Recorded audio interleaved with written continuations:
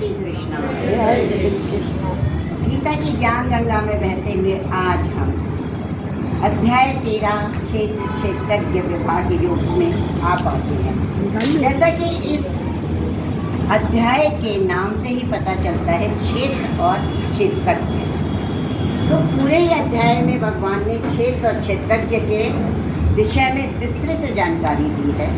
अर्जुन श्री कृष्ण जी से पूछते हैं, हे प्रभु, क्षेत्र क्या है, क्षेत्रज्ञ क्या है, ज्ञान क्या है, ये क्या है, प्रकृति क्या है और पुरुष क्या है। तब भगवान से श्री कृष्ण भगवान अर्जुन से कहते हैं, हे कुंती पुत्र, ये जो हमारा शरीर है ये क्षेत्र है। जितने भी जीवों का जो शरीर है, कोई भी जीव बिना शरीर के विद्यमान इस सृष्टि में नहीं है, तो जितने भी शरीर है वो क्षेत्र कहलाते हैं। और इन क्षेत्रों को जानने वाला क्षेत्रज्ञ कहलाता है। कौन है इन क्षेत्रों को जानने वाला? भगवान। भगवान ही जानते हैं, तो प्रभु जो है वो क्षेत्रज्ञ कहलाते हैं। और आगे कहते हैं, मैं सभी का क्षेत्रों का ज्ञान रखता हूँ, तो मैं ज्ञाता हूँ। और जो भी इस क्षेत्र और ज्ञाता दोनों को जानता है वही ज्ञान है, ये मेरा मत है। प्रभु का मत यही है, जो इस शरीर को जान जाता है।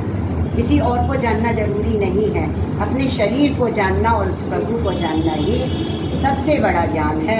अगर आप उन चीज़ों को दोनों को जान गए तो आपको परम गति अवश्य प्राप्त होगी। आगे वो कहते हैं कि ये तो मेरा मत है, पर आगे और विस्तार में मैं ज्ञान क्या है वो आपको बताऊंगा। पर अभी मैं बताता हूँ कि ये क्षेत्र कैसे उत्पन्न होता है, इसके क्या प्रभाव होते हैं और इसमें किस तरीके से परिवर्तन होता है। ये शरीर भी जब हमारा उत्पन्न होता है तो उस उत्पन्न का क्या कारण है और इसमें किस तरीके से परिवर्तन होते रहते हैं। आप ही जानते हैं, क्षेत्रों में शरीरों में परिवर्तन होते रहते हैं। आज हम सुंदर हैं, कल वही शरीर असुंदर होता रहता है। आज हम मूर्ख हैं, कल वही शरीर ज्ञानी हो जाता है। आज हम अहंकारी हैं, कल वही शरीर एकदम शांत निर्मल पवित्र हो जाता है। परिवर्तन होता रहता है या नहीं? तो इनका कारण क्या है परिवर्तन होने का इन क्षेत्रों में, और इनका प्रभाव क्या पड़ता है आगे जाके इन शरीरों का क्या प्रभाव पड़ता है। तो ये कहते हैं, वैदिक ग्रंथों में हमारे ऋषि मुनियों ने इन सब के बारे में विस्तृत व्याख्या की है। पर वेदांत के सूत्रों का जो छंद है उसमें जो विस्तार से व्याख्या हुई है, वैसी व्याख्या कहीं नहीं हुई है। तो वो व्याख्या तो विस्तार से सुन। वो व्याख्या क्या है? पंच महाभूत मन, बुद्धि, अहंकार, हमारे पांचों इंद्रियां और विषय। ये पांचों इंद्रियां सबसे ज़्यादा चंचल है। आंखें हम चाहें अच्छी चीज़ें देखें पर नहीं, कहीं भी भटकती हैं। कान कुछ भी सुनते हैं, मुंह कुछ भी बोलता है, अहंकार हमसे कुछ भी करवाता है, और यहाँ तक कि हमारी बुद्धि भी भ्रष्ट कर देता है। तो ये पांचों महाभूत मन, बुद्धि, अहंकार, विषय, इंद्रियां और सुख और दुख। सुख और दुख भी हमसे बहुत ऐसे कार्य कराता है जो हम करने नहीं चाहते हैं। जीवन के लक्षण, जीवन में कुछ भी लक्षण हुए हम कुछ ना कुछ करने लगते हैं। धैर्य, अगर मनुष्य में धैर्य है तो सब कुछ वो अच्छा कर सकता है। तो ये सारी चीज़ें जो हैं, यही सारी चीज़ें कार्य कराती हैं, क्रियाकलाप होते हैं, और यही हमारे शरीर का निर्माण करती हैं। हमारे क्षेत्र को यही सब चीज़ें बनाती हैं या नहीं? बनाती हैं। यही हमारे क्षेत्र को बनाती है। आज हम ये सोचते हैं, अरे भाई कुत्ता इस आदमी से ज़्यादा क्यों अच्छा है, क्योंकि उसके कर्म कैसे हैं, हमारे कर्म कैसे हैं। तो यही सारी चीज़ें क्षेत्रों को बनाती है। प्रकृति के जो 3 गुण हैं, हमारी प्रकृति में 3 गुण हैं। कौन कौन से आप सबको पता है? हाँ, राजसी, तामसी और सात्विक। और यही तीनों गुण हमारे इस शरीर का निर्माण करते हैं। यही गुण हमारे शरीर में परिवर्तन करते हैं। यही हमारे शरीर में विभिन्न लक्षणों को भी दिखाते रहते हैं, दिखाते हैं या नहीं? आज कुछ लक्षण दिख रहा है आपके शरीर में, कल दूसरा लक्षण दिख रहा है। तो ये सारे कारण हैं जो हमारे को इस क्षेत्र को, इस शरीर को बनाते हैं। अब वो कहते हैं ज्ञान क्या है? ज्ञान क्या है? कुछ बाहर का ज्ञान नहीं बताते हैं कि आप कंदराओं पे चले जाओ, आप पर्वतों पे चले जाओ, तपस्या करो, ये करो, वो ज्ञान नहीं बताते हैं। वो कहते हैं पवित्रता, नम्रता, सुख दुख में समानता, किसी से सबको समभाव से देखना। आज हम कहते हैं ये हमारी शैली, ये हमारी शैली नहीं, वो हमारी शैली नहीं। वो भाई सब में भगवान विराजमान है, तो ये विशेष क्यों है, वो विशेष क्यों नहीं है?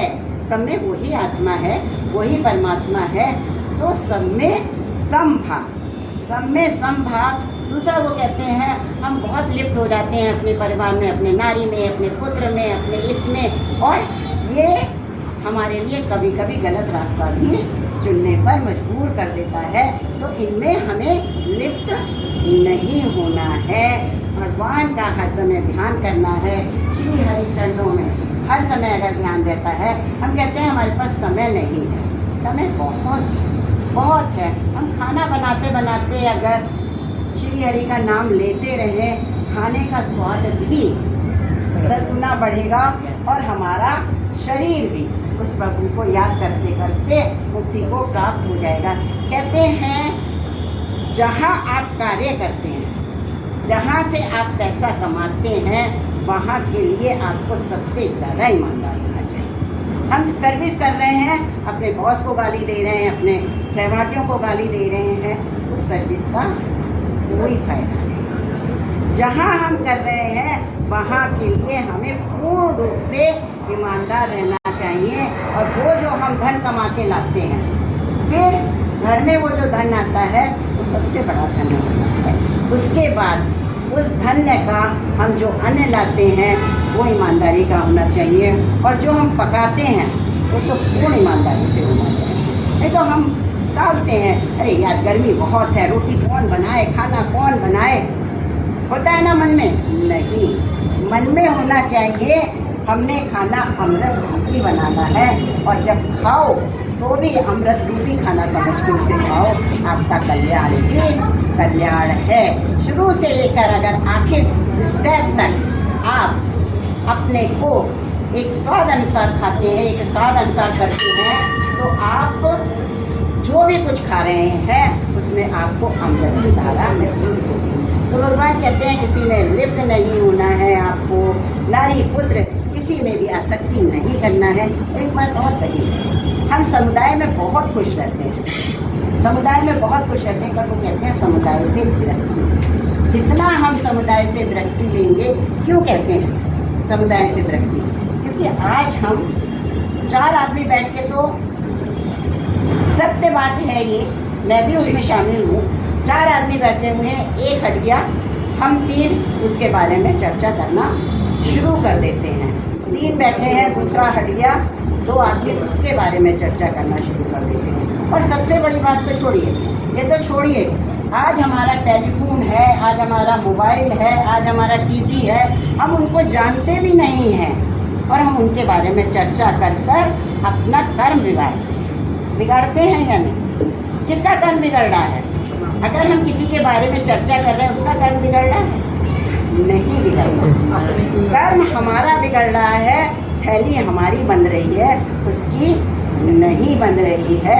हम खाना खा रहे हैं, चर्चा टीवी के समाचारों की कर रहे हैं, चर्चा फोन पर हमने जो उल्टा सीधा देखा है उसकी कर रहे हैं, और इस तरीके से अपने कर्मों की गठरी हम बांधते चले जा रहे हैं। इसलिए वो कहते हैं समुदाय से लाभ और एकांत का सेवन।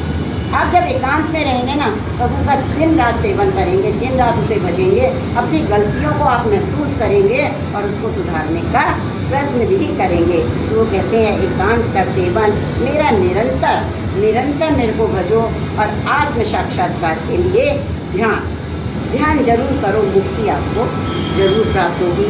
यही ज्ञान है और कोई भी ज्ञान नहीं है, कुछ ज्ञान नहीं है। केवल इतना सब कर ले हमारे शरीर, तो हम ज्ञानवान हो जाएंगे, मुक्ति प्राप्त कर लेंगे। इस शरीर के आवागमन से हम मुक्त हो जाएंगे।